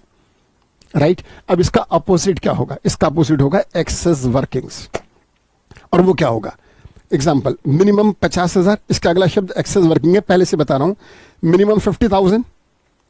अब मान लो इस साल बुक्स बिकी 1200, जरा 1200 बुक्स को मल्टीप्लाई करो 50 रुपीज से, it is 60,000। Minimum royalty 50, actual बनी 60। 50 मिनिमम है, 60 बना। राइट गारंटी मिनिमम की होती है, मैक्सिमम की नहीं। मिनिमम रॉयल्टी 50,000 है लेकिन एक्चुअल 60 है, क्योंकि एक्चुअल ज्यादा है तो ज्यादा पे होगा, 60 पे होगा। और यहां पर 60 और 50 का जो गैप है, मिनिमम से जितनी भी ज्यादा है एक्चुअल, उस गैप को एक्सेस वर्किंग कहते हैं। तो 50,000 अगर मिनिमम है और एक्चुअल बनी 60,000, तो जो गैप है 10,000 का, this is called excess workings. तो बच्चों ये मिनिमम रॉयल्टी है और ये एक्चुअल रॉयल्टी। अगर एक्चुअल मिनिमम के बराबर है तो कोई बात नहीं, दोनों इक्वल है। अगर एक्चुअल मिनिमम से कम है तो इस गैप को कहते हैं शॉर्ट वर्किंग्स। और अगर एक्चुअल मिनिमम से ज्यादा है तो इस गैप को कहते हैं एक्सेस वर्किंग्स। राइट जरा अगला वर्ड देखिएगा, excess working. Excess working when the actual royalty is more than the minimum royalty, जब एक्चुअल रॉयल्टी मिनिमम रॉयल्टी से ज्यादा होती है। When the actual royalty is more than the amount of minimum royalty or minimum rent, the difference is called excess working. It refers to the amount by which the actual royalty exceeds the minimum rent. एक ही बात है, ये वो amount है जो actual royalty में ज्यादा है। किससे ज्यादा है? मिनिमम से। मिनिमम 50, एक्चुअल 60, तो जो 10,000 ज्यादा है, इस ज्यादा वाले अमाउंट को हम एक्सेस वर्किंग कहते हैं। बच्चों यहां तक क्लियर है? ये सारी बात समझ आ गई आपके? अब इसके बाद जो अगला वर्ड है वो है रिक्रूटमेंट ऑफ शॉर्ट वर्किंग्स। बच्चों जो अगला टॉपिक है रिक्रूटमेंट, जो अभी मैं आपसे डिस्कस कर रहा था, रिक्रूटमेंट ऑफ शॉर्ट वर्किंग, वो बहुत ही इंटरेस्टिंग टॉपिक है। अब समझ लेना कि सारा प्रैक्टिकल उसी पर आधारित है। Recruitment of short workings, recruitment का मतलब होता है रिकवरी। चलिए पहले मैं आपको इसका प्रेजेंटेशन देता हूं।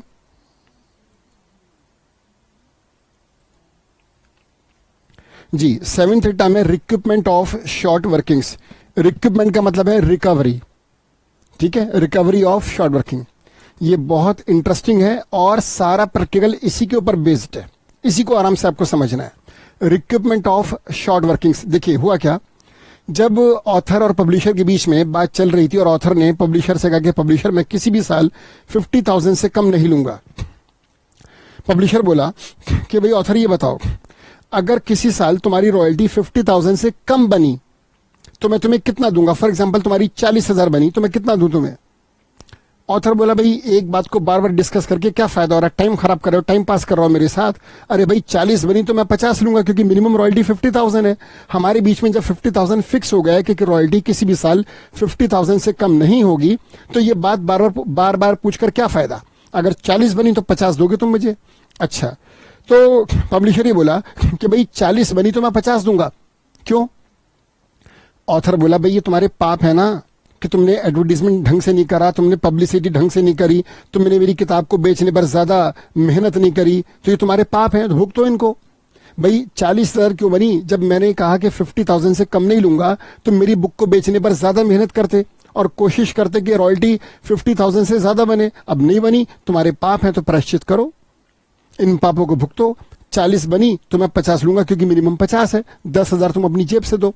पब्लिशर बोला अच्छा एक बात बताओ ऑथर, अगर अगले साल 70,000 बनी तो भैया जब एक साल 50 के बजाय 40 बनी, 10 कम बनी, तो ये मेरे पाप हैं। तो अगर 50 की जगह 70 बनी तो ये पुण्य भी तो मेरे हैं कि मैंने ज्यादा मेहनत करी, तो भाई ज्यादा एडवर्टीजमेंट करा। अभी तूने ऑथर कहा कि भाई मैंने एडवर्टीजमेंट कम करा इसलिए 50 के बजाय 40 बनी, तो मैंने एडवर्टीजमेंट ज्यादा करा, 50 की जगह 70 बनी। अगर वो पाप मेरे थे तो ये पुण्य मेरे हैं, और पापों का प्रायश्चित पुण्य से होता है। आई समझ में?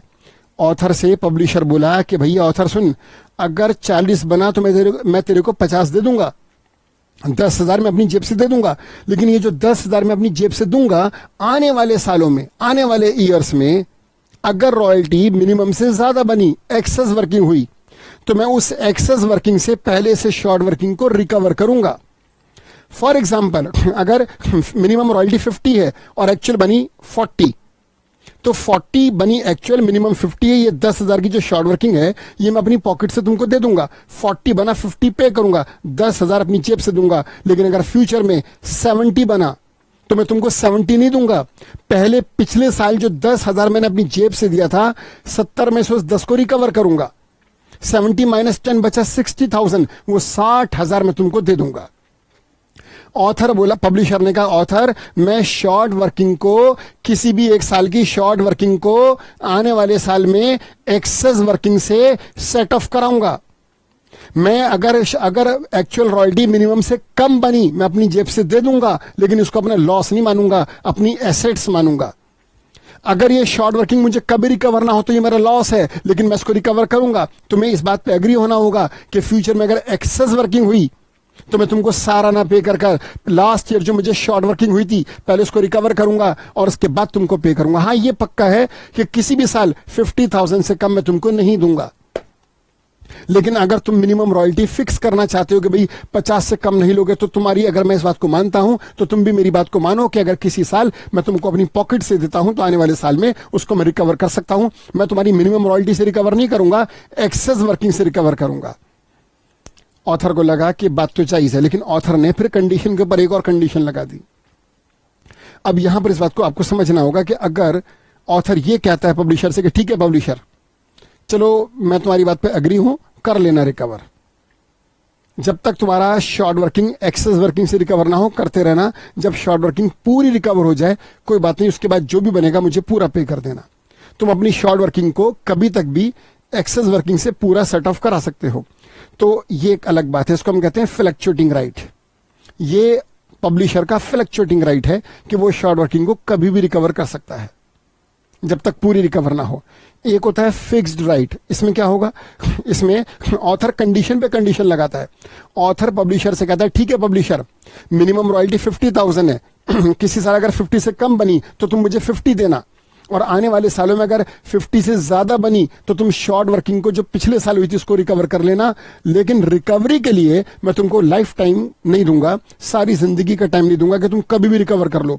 मैं तुम्हें मैक्सिमम फॉर एग्जांपल 2 साल का टाइम दूंगा। जिस साल शॉर्ट वर्किंग होगी, जिस साल पब्लिशर तुम अपनी पॉकेट से मुझे पे करोगे, उसको रिकवर करने के लिए मैं तुम्हें अगले 2 साल का टाइम दूंगा। अगले 2 साल में इतनी एक्सेस वर्किंग कर लेना, इतना ज्यादा सेल करना, इतनी एक्सेस वर्किंग करना कि तुम्हारी 2 साल में जो शॉर्ट वर्किंग थी पहले वाली वो रिकवर हो जाए। अगर तुमने 2 साल में रिकवर ना करा तो 2 साल के बाद चाहे कितनी भी ज्यादा एक्सेस वर्किंग हो, मैं रिकवरी नहीं होने दूंगा। मान लो पब्लिशर ने ये पूछा कि भाई कौन से 2 साल, तो ऑथर ने कहा कि जब भी शॉर्ट वर्किंग होगी उसके अगले 2 साल।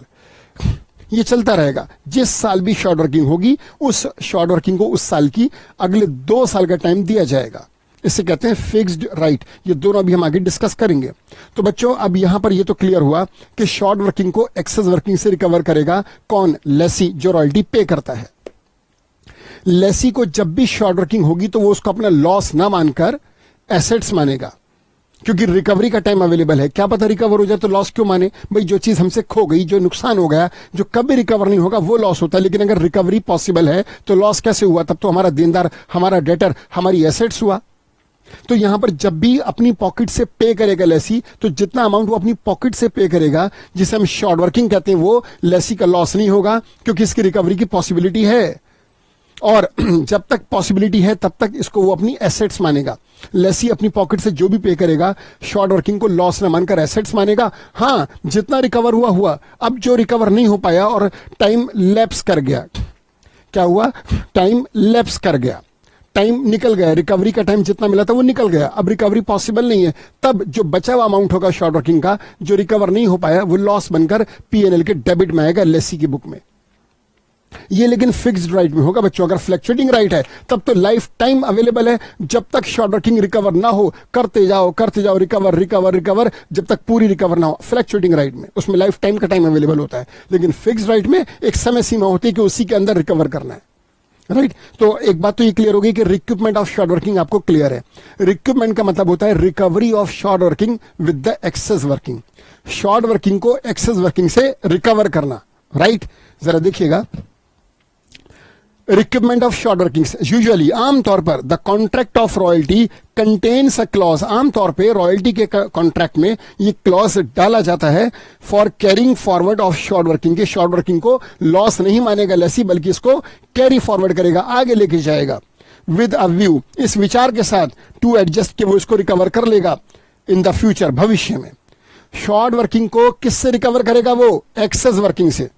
इन द सब्सिक्वेंट ईयर्स, आने वाले सालों में सच शॉर्ट वर्किंग्स इज एडजस्टेड और सेट ऑफ, आने वाले सालों में इसे शॉर्ट वर्किंग को सेट ऑफ किया जाता है, एडजस्ट किया जाता है, किसके अगेंस्ट में? The amount of excess royalty, excess royalty या एक्सेस वर्किंग के अगेंस्ट में इसको सेट ऑफ कराया जाता है। This process of adjustment is called, ये जो शॉर्ट वर्किंग को रिकवर करने की प्रक्रिया है एक्सेस वर्किंग से, इसको कहते हैं रिक्रूटमेंट ऑफ शॉर्ट वर्किंग्स। यही प्रक्रिया रिक्रूटमेंट ऑफ शॉर्ट वर्किंग्स कहलाती है। और इसकी एंट्री क्या होगी? Landlord's account debit to short workings account. हो सके तो एंट्री को यहां पर समझने की कोशिश मत करिए। जो मेरा अगला लेक्चर है, सेकंड लेक्चर जो है इस टॉपिक का, वो पूरी तरह से इन्हीं एंट्रीज को कॉम्प्रिहेंसिवली समझाने के ऊपर बेस्ड है। तो अभी इसको मत समझिए, बस इतना ध्यान रखिए कि शॉर्ट वर्किंग को पहले जब ये अकर हुई थी तो उसको डेबिट करा गया होगा, रिकवरी के लिए इसको क्रेडिट करके खत्म करेंगे, और रिकवरी किससे करेगा? लेसी लैंडलॉर्ड से, लैंडलॉर्ड से वो इसको रिकवर करेगा। तो बच्चों ये शॉर्ट वर्किंग्स की रिकवरी की एंट्री है, जो मैं अगला चैप्टर, अगला जो लेक्चर लूंगा उसमें सारा फोकस मेरा एंट्रीज के ऊपर है। अभी आप इसकी परिभाषा को समझ लीजिए कि इसकी परिभाषा क्या है। इसके बाद मैंने आपसे कहा था फिक्स्ड राइट, ये क्या है बच्चों? मैंने अभी आपको पूरा डिटेल में समझाया है कि अगर फिक्स्ड राइट का मतलब है कि यहां पर जो लैंडलॉर्ड है, जो अधिकारों का मालिक है, वो लेसी को जिंदगी भर का टाइम नहीं देगा रिकवरी के लिए, एक समय सीमा देगा। 1 साल, 2 साल, 3 साल, 4 साल, 5 साल, 10 साल एग्रीमेंट में लिखा जाएगा। यहां पर एक टाइम अलॉट करेगा लैंडलॉर्ड लेसी को कि लेसी, ये जो तुम्हारी को शॉर्ट वर्किंग हुई है, जब एक्चुअल रॉयल्टी मिनिमम से कम बनती है और तुम लेसी मुझे अपनी पॉकेट से देते हो, वो ठीक है, तुम्हारा नुकसान है, लेकिन तुम उसे लॉस नहीं मानते, एसेट्स मानते हो, क्योंकि तुम उसको रिकवर करोगे। लेकिन मैं इसका मतलब ये नहीं कि तुम्हें जिंदगी भर का टाइम दूंगा, ऐसे में तो तुम ढीले के ढीले रह जाओगे। मैं तुम्हें इसके लिए 2 साल या 3 साल या 4 साल, जो भी इनके आपस में एग्रीमेंट में तय होता है, वो उतने साल का टाइम अलॉट करेगा, और उसी समय सीमा के अंदर अंदर इसको रिकवर करना होगा शॉर्ट वर्किंग को। अगर लेसी उस समय अंतराल में शॉर्ट वर्किंग को रिकवर नहीं कर पाता, तो जो बच जाती है वो रिकवर नहीं होगी, वो लॉस बनेगा। जब तक रिकवरी का टाइम अवेलेबल है, तब तक लेसी के लिए शॉर्ट वर्किंग एसेट्स है, क्योंकि वो उसको रिकवर करेगा। लेकिन जब टाइम लैप्स हो जाता है, तो बची हुई शॉर्ट वर्किंग लॉस बनकर पीएनएल के डेबिट में आ जाती है। इसे हम कहते हैं शॉर्ट वर्किंग रिटर्न ऑफ, कि भाई ये कैंसिल हो गई या टाइम लैप्स्ड, टाइम निकल गया। It means the Lesi fixed right, it means the lessee can recoup or set off short workings with the excess workings within a certain number of years from the commencement of the lease. अब यहां पर ये जो बात है, ये इससे मैं एग्री नहीं हूं कि लीज जब शुरू होती है वहां से शॉर्ट वर्किंग को रिकवर किया जाएगा सर्टेन नंबर ऑफ ईयर्स में। नहीं, ऐसा नहीं होता। आमतौर पर नॉर्मली ये होता है कि जब भी शॉर्ट वर्किंग अकर होगी, टाइम पीरियड जो मिलता है वो उसके आगे से शुरू होता है। मैं समझाता हूं इसको।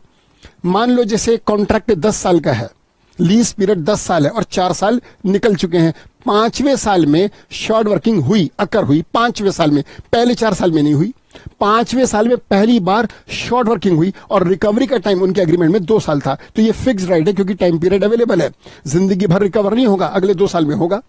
तो वो 2 साल कहां से काउंट होंगे? ओहो, पहले साल से जब लीज कमेंस हुई थी। तो मैं इस बात पे एग्री, सहमत नहीं हूं कि लीज जब कमेंस होती है वहां से पीरियड शुरू होता नहीं। एक्चुअली होगा क्या कि पहले 4 साल तो शॉर्ट वर्किंग हुई नहीं, 5वें साल में हुई, एज्यूम करो बच्चों। तो 5वें साल में जब शॉर्ट वर्किंग अकर होगी, तो इसकी रिकवरी के लिए 6वां और 7वां साल जो है वो अवेलेबल होगा। जब भी शॉर्ट वर्किंग अकर होती है, नेक्स्ट फॉलोइंग ईयर्स में रिकवर होती है। रिकवरी के साल शॉर्ट वर्किंग के अकरेंस के अगले साल से शुरू होते हैं। जिस साल शॉर्ट वर्किंग अकर होती है, उसकी रिकवरी के साल उसके अगले साल से शुरू होते हैं। ठीक है। हाँ, यहां पर ये बात सही है कि जब लीज कमेंस होगी वहां से ये फैसिलिटी अवेलेबल रहेगी कि जब भी शॉर्ट वर्किंग अकर होगी उसे सर्टेन नंबर ऑफ ईयर्स में, एक निश्चित समय अंतराल में रिकवर किया जाएगा।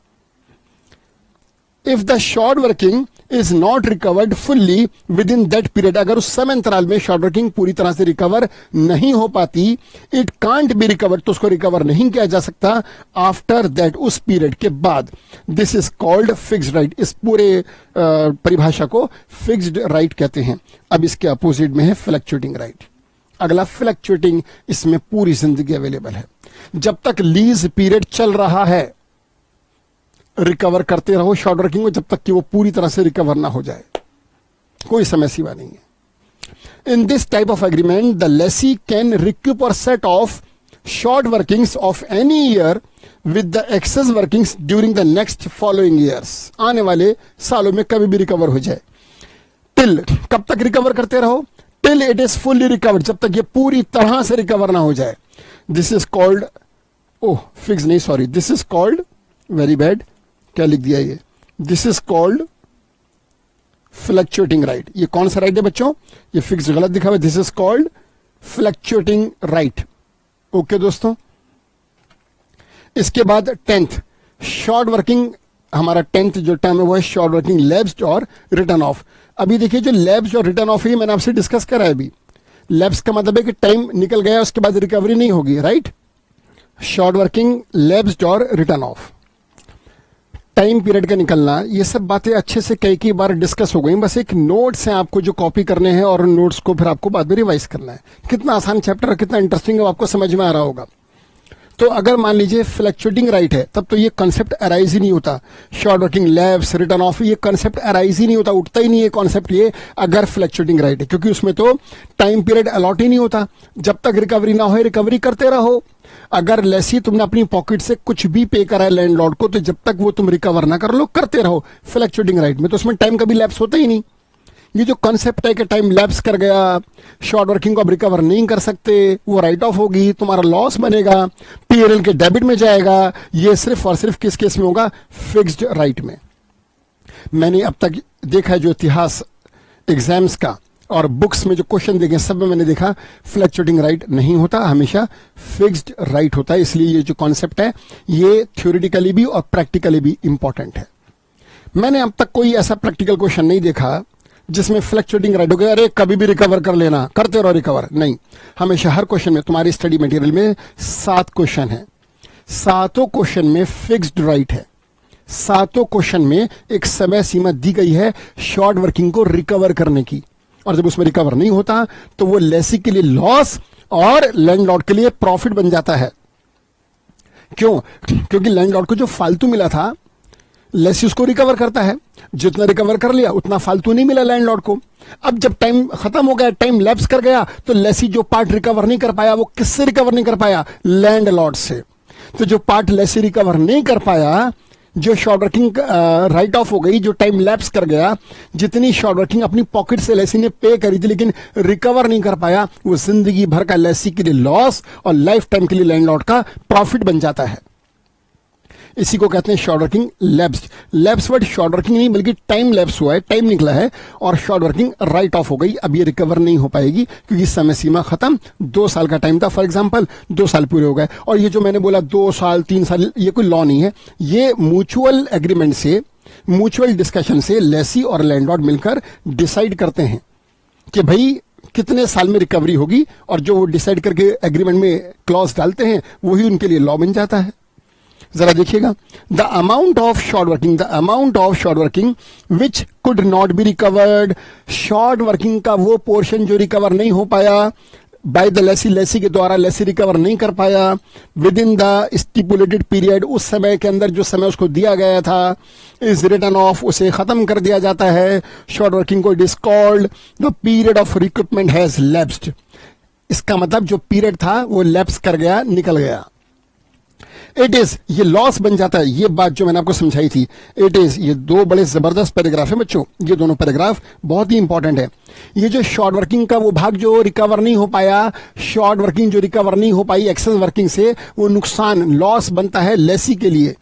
It is the loss for the lessee and consequently, और इसका परिणाम ये निकलता है कि इसको ट्रांसफर कर दिया जाता है डेबिट साइड में P&L अकाउंट की।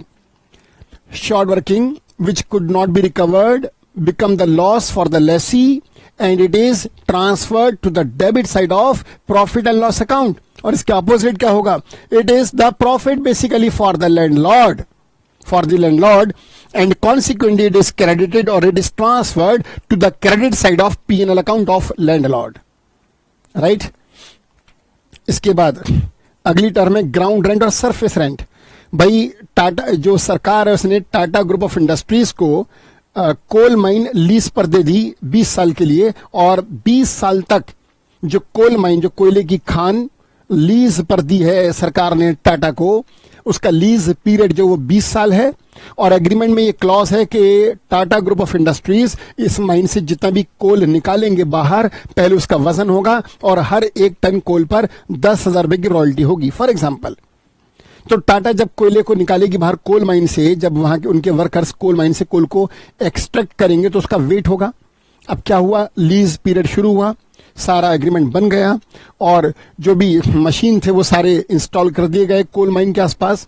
वहां पर सारे जब मैकेनिज्म हो गया, सारे मशीन वहां पर इंस्टॉल हो गए और एक्सट्रैक्शन शुरू हुआ और कोयला निकाला गया। कोयले की खान से जब कोयला बाहर आया उसका वेट हुआ। जब कोयले को बाहर निकाल के रखा तो जो वहां पर सरकारी आदमी खड़ा था, जो सरकार ने अपना रिप्रेजेंटेटिव, अपना ऑफिसर वहां पर अपॉइंट करा था कि भाई तुम वहां पे रहो और देखना जो कोल निकला उसका वजन हुआ नहीं हुआ और सही से वेट हुआ या नहीं हुआ, तुम हमारी रॉयल्टी कैलकुलेट करो वहां पर।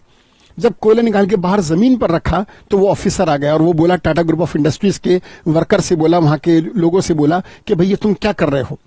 उसने बोला, अरे तुम्हें नहीं पता हम क्या कर रहे हैं? हम कोल माइन से कोल निकाल रहे हैं और तुम्हें इसी की देखरेख के लिए यहाँ पर रखा गया। तुम्हें नहीं पता कि हम क्या कर रहे हैं, हम क्यों यहाँ पर आए? नहीं, वो बात तुम्हारी ठीक है, तुम कोल माइन से कोल तो निकाल रहे हो, निकाल के जमीन पर क्यों रखा? अरे तो क्या सर पे रखें? कोयला जमीन जब खान से निकालेंगे, जब माइन से कोल बाहर आएगा तो जमीन पर तो रखेंगे। No no no no, this is not good, this is not right and is very wrong. तुम कोयला निकालोगे, इसका अधिकार तुम्हारे पास है, लेकिन जमीन पर रखोगे ये अधिकार तुम्हारे पास नहीं है। अब वो जो लोग थे हमारे टाटा ग्रुप ऑफ इंडस्ट्रीज के, वो तो चक्कर आ गया उनको कि यार कोल माइन से जब कोल निकालेंगे तो इसे हवा में रखें, इसे पॉकेट में रखें, इसे सर पे रखें, अरे जमीन पर ही तो रखेंगे। फिर उन लोगों ने सोचा यार ये ऑफिसर है, इससे क्या इसके मुंह लगना, ये तो ऑफिसर है, ये तो बेकार में हमारी कंप्लेंट करेगा, छोड़ो ना। अब ये जो भी बात कह रहा है, अच्छी कह रहा है, बुरी कह रहा है, छोड़ो। एक काम करते हैं, ट्रक ना हम माइन से बिल्कुल सटा के खड़ा कर देते हैं और जब माइन से कोयला बाहर निकलेगा सीधा ट्रक में डाल देंगे, तो इसकी ये शिकायत खत्म हो जाएगी कि तुमने कोयला निकाल के जमीन पर क्यों रखा। जब उन्होंने ऐसा करा और ट्रक को माइन से लगा के खड़ा करा और कोल निकाल के सीधा ट्रक में डाला, वो ऑफिसर फिर आ गया, what is this going on, क्या चल रहा है यहाँ पर? ये दिस इज ऑल्सो रॉन्ग। अरे दिस इज ऑल्सो रॉन्ग। अब क्या कर दिया तुमने? ट्रक को जमीन पर क्यों खड़ा करा? माई गॉड, ही इज मैड। ये बोल क्या रहा है? कभी कहता है कोयले को जमीन पर क्यों रखा, अब कह रहा है ट्रक को जमीन पर क्यों रखा। कल को हमसे कह देगा तुम जमीन पर क्या कर रहे हो, दोनों पैर ऊपर कर लो हवा में। तो ये तो जीना मुश्किल कर देगा। इसकी तो कंप्लेंट होनी चाहिए। ऑफिसर की कंप्लेंट करी गवर्नमेंट से कि सर किसको पागल को वहां खड़ा कर दिया, अजीब अजीब बातें कर रहा है। कभी कहता है कि कोयला जमीन पे रख दिया, कभी कहता है तुमने ट्रक को जमीन पे रख दिया। सर ये तो इसने तो काम करना मुश्किल कर दिया, तो काम ही नहीं करने दे रहा, ये तो क्या है, ये से हटाओ वहां से। सरकार ने कहा no he is right. My god, सरकार भी ऐसी बातें कर रही है। टाटा ग्रुप ऑफ इंडस्ट्रीज ने कहा कि सर प्लीज खुल के बताओ हमसे क्या गलती हो गई। आप भी ये बात बोल रहे हो जो ऑफिसर बोल रहा है, हाँ हम भी सही बोल रहे हैं, ऑफिसर भी सही बोल रहा है। ये जो तुम हमें रॉयल्टी देते हो ना, ये कोयला निकालने की देते हो, लेकिन तुमने उस माइन के पास जो इतनी बड़ी लैंड एक्वायर कर ली, इतने सारे ट्रक खड़े कर दिए, जेसीबी मशीन खड़ी कर दी और हमारी ट्रेन खड़ी कर दी और इतने सारे इक्विपमेंट्स लगा दिए, और तुमने जो ये 500 गज का ये जो 1-2 किलोमीटर का एरिया पूरा कवर कर लिया और पॉल्यूशन भी कर दिया, एयर पॉल्यूशन कर दिया, और वहां पर तुमने इतनी बड़ी लैंड एक्वायर करके इतनी सारी मशीन्स वहां पर इंस्टॉल कर दी। उस जमीन का किराया कौन देगा? रॉयल्टी जो 10,000 पर टन है वो सिर्फ कोयला निकालने के बदले में है। सर हम आपको देते ना 10,000 rupees per ton royalty, no no no, वो कोयला निकालने की है। तुम जो अधिकार सरकार का था, सरकार ने वो अधिकार तुम्हें दिया। वो जो 10,000 पर टन तुम रॉयल्टी पे करते हो ना टाटा, वो तो रॉयल्टी कोयला निकालने की है। वो तो उस अधिकार के बदले में जो अधिकार हमने अपना तुमको दिया, लेकिन वो जो जमीन है उससे रॉयल्टी का कोई ताल्लुक नहीं। वो जमीन हमने तुमने अलग से एक्वायर करी है। देखो फिर दोबारा सुनो, जो रॉयल्टी है वो कोल एक्सट्रैक्ट करने की है, वो अधिकार जो हमने तुम्हें दिया कोयला निकालने का, उस अधिकार के बदले में है रॉयल्टी। लेकिन ये जो लैंड है ये उससे अलग है, इसका किराया तुम्हें अलग से देना होगा। ट्रक रखो जमीन पर, मशीन रखो जमीन पर, तुम रहो जमीन पर, कोयला रखो जमीन पर, लैंड पर, हम कुछ नहीं कह रहे। हमें प्रॉब्लम तुम्हारे कोल या ट्रक खड़ा करने से नहीं है लैंड के ऊपर, हमें प्रॉब्लम है उसका किराया हमको नहीं मिला। वो किराया रॉयल्टी का पार्ट नहीं, वो अलग से है, वो over and above of royalty है। And this is called surface rent or ground rent. Is it okay, is it clear? देखिएगा, ग्राउंड रेंट और surface rent, it is an additional rent. ये एक एडिशनल रेंट है over and above of, जो बिल्कुल अलग है, ऊपर है किससे? रॉयल्टी से। पेड बाय द लेसी, ये जो सरफेस रेंट है ये लेसी पे करता है टू द लैंडलॉर्ड, अधिकारों के मालिक को, एज अ फिक्स्ड रेंट। ये रेंट एकदम फिक्स होता है ईयरली और हाफ ईयरली बेसिस पर, इररेस्पेक्टिव, इस बात की परवाह करे बिना, इस बात की केयर करे बिना ऑफ द फैक्ट क्या, whether the lessee has derived any benefit or not out of the property let out to him by the landlord.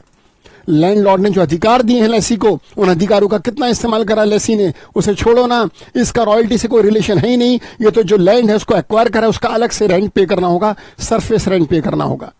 जब गुड्स या पैसेंजर्स जब ट्रैवल करते हैं सी रूट से, तो वहां पर सी रूट के बाद जो एक किनारे पर एक सामान को, जब सी रूट से गुड्स ट्रैवल करती हैं तो गुड्स को पहले एक सी कॉर्नर पर रखा जाता है, एक समुद्र के किनारे पर जब गुड्स को उतारा जाता है तो वहां पे डॉक चार्जेस पे करने होते हैं कंपनी को, कस्टम अथॉरिटीज को। बेसिकली वो सरफेस रेंट, वो ग्राउंड रेंट है, तो यहां पर ग्राउंड रेंट पे करना होगा और ये रॉयल्टी से अलग है बच्चों। क्लियर है ये? स्ट्राइक एंड लॉकआउट, अगर मान लो इंप्लॉइज जो लेसी जो अधिकारों का यूज कर रहा है, जो रॉयल्टी पे करेगा, अगर उसकी फैक्ट्री में उसके एम्प्लॉइज हड़ताल कर देते हैं और काम धंधा बंद करके मुर्दाबाद के नारे लगाते हुए फैक्ट्री से बाहर निकल जाते हैं, तो बच्चों से हम कहते हैं स्ट्राइक। लेकिन अगर एम्प्लॉयर एम्प्लॉय से नाराज है और एम्प्लॉय काम करना चाहते हैं, लेकिन एम्प्लॉयर ने सारे एम्प्लॉयज को बाहर निकाल के फैक्ट्री में ताला मार दिया जी, ताला लगा दिया, इसे हम कहते हैं लॉकआउट। अगर एम्प्लॉइज काम बंद करते हैं तो नॉर्मली हम इसे कहते हैं स्ट्राइक। अगर एम्प्लॉयर ही काम बंद कर दे तो लॉकआउट। लेकिन अल्टीमेटली चाहे स्ट्राइक हो चाहे लॉकआउट हो, अल्टीमेटली काम तो बंद हो गया। अब जब काम बंद हो गया लेसी की फैक्ट्री में, तो लेसी पर तो डबल बर्डन आ गया। एक तो काम बंद हो गया, दूसरा वो जो रॉयल्टी पे करनी है। ये बात सही है कि भाई काम बंद होगा तो यूनिट्स प्रोड्यूस नहीं होंगे, यूनिट्स की सेल नहीं होगी, तो एक्चुअल रॉयल्टी नहीं बनेगी, लेकिन मिनिमम तो बनेगी ना, मिनिमम तो बनेगी, मिनिमम तो देनी होगी। अरे भाई, हमने मिनिमम रॉयल्टी में क्या पढ़ा कि काम चले या ना चले, लेसी कोई बेनिफिट ड्राइव करे या ना करे, लेकिन मिनिमम रॉयल्टी तो देनी होगी। लेकिन एक बात तो सुनो, अगर लेसी काम कर रहा है और फिर एक्चुअल कम बनी तो मिनिमम देनी होगी, ये तो जायज है। लेकिन अगर मान लो लेसी की फैक्ट्री में स्ट्राइक लॉकआउट हो जाए और काम धंधा बंद हो जाए, उसके बाद भी उसके ऊपर मिनिमम का बर्डन रहे, तो ये तो उस पर डबल अत्याचार हुआ। ऐसे में यहां पर नियम कहते हैं कि भाई अगर किसी साल लेसी की फैक्ट्री में स्ट्राइक लॉकआउट होने की वजह से काम धंधा ठप हो जाता है, बंद हो जाता है, तो जितने पीरियड काम धंधा ठप रहेगा, बंद रहेगा, उतने टाइम का मिनिमम रॉयल्टी माफ हो जाएगा। फॉर एग्जाम्पल, एक साल की मिनिमम रॉयल्टी 50,000 रुपए है, ठीक है बच्चों, और 50,000 रुपए एक साल की रॉयल्टी है। तो जो मैंने एग्जांपल भी लिया, और मान लो कि 3 महीने स्ट्राइक की वजह से काम नहीं हुआ, काम सिर्फ 9 महीने हुआ, 12 में से 3 महीने धंधा बंद रहा क्योंकि इंप्लॉइज स्ट्राइक पर थे। अब ये बताओ, एक साल का मिनिमम रॉयल्टी एक साल का 50,000 है, 3 महीने काम नहीं हुआ। अब एक काम करो, 50,000 जो मिनिमम रॉयल्टी है उसको 12 महीनों से करो डिवाइड और 3 महीनों से करो मल्टीप्लाई, तो 3 महीने का प्रोपोर्शनेट अमाउंट बना 12,500। अब 50,000 की मिनिमम रॉयल्टी में से 12,500 को माइनस करो तो बचेगा 37,500। बच्चों 12 महीने एक साल की रॉयल्टी मिनिमम 50,000, 3 महीने स्ट्राइक हटाओ ना, 9 महीने की रॉयल्टी जो है वो साल की मिनिमम रॉयल्टी होगी।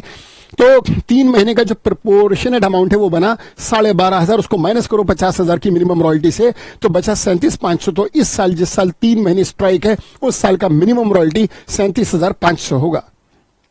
देखो, इफ एग्रीमेंट सो प्रोवाइड, अगर एग्रीमेंट में ऐसा लिखा हुआ है तब क्या होगा, in the case of strike और लॉकआउट द मिनिमम रेंट या minimum royalty may be proportionately reduced, उसको प्रोपोर्शनेटली रिड्यूस किया जाएगा, उतने महीनों की माफ हो जाएगी, जितने महीने काम धंधा नहीं हुआ उतने महीनों की रिड्यूस हो जाएगी मिनिमम रॉयल्टी। राइट बच्चों? सबलीज, ये सबलीज क्या होता है जी? सबलीज भाई देखो बड़ा सिंपल है, आसान करके समझो।